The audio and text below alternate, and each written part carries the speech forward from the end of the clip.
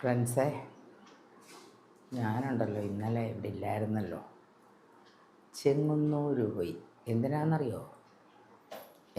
ഉണ്ടല്ലോ അമ്മയുടെ ആങ്ങള, എൻ്റെ അമ്മാവൻ മരിച്ചുപോയി.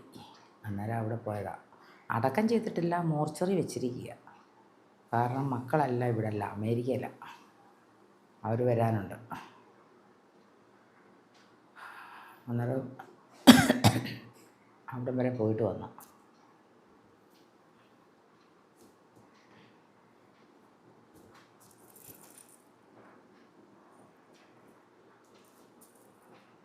ഇന്നലെ രാവിലെ പോയിട്ട് വൈകിട്ടാവുന്നത്.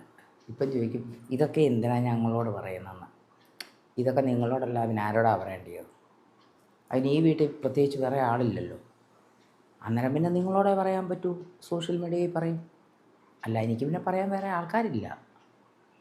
ആൾക്കാരില്ലാത്തപ്പം പിന്നെ നിങ്ങളോടല്ലാതെ പിന്നെ പറയാൻ വേറെ ആളില്ലെങ്കിൽ പിന്നെ നമ്മൾ എന്ത് ചെയ്യും? ചുമ്മാ ഇരുന്ന് പറയാൻ പറ്റുമോ? ഇല്ല. അന്നേരം ഇത് കേൾക്കണം. നിങ്ങൾ കേൾക്കാൻ ബാധ്യസ്ഥരാണ്. നിങ്ങൾ കേട്ടേ പറ്റൂ.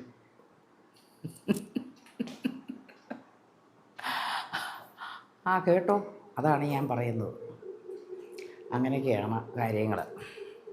ഈ ഡ്രസ്സ് ഇട്ടല്ല പോയി, ചുരിദാർ ഇട്ടാൽ പോയി. അതുകൊണ്ട് വിചാരിക്കണ്ട, ഇങ്ങനൊന്നുമല്ല പോയത്. ട്രെയിനൊക്കെ പോകുമ്പോൾ ഇങ്ങനെ പോകത്തില്ലല്ലോ.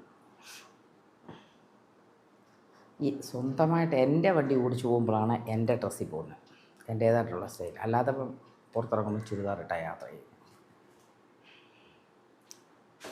പിന്നെ രാവിലെ എണ്ണീറ്റതേ ഉള്ളൂ.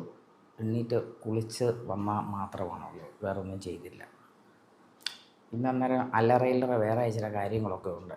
എപ്പോഴും എനിക്കങ്ങ് ബിസിയാണ്, ഓരോരോ പ്രശ്നങ്ങളും ഓരോരോ കാര്യങ്ങളും.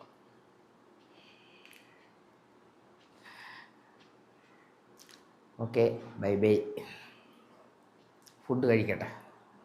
അന്നേരം ചോദിക്കും, ഇവിടെ എന്താ ഫുഡ് ഉണ്ടെന്ന്. ചപ്പാത്തി ഉണ്ട്, ഡെയിലി ചപ്പാത്തിയാണ്. ഓക്കെ.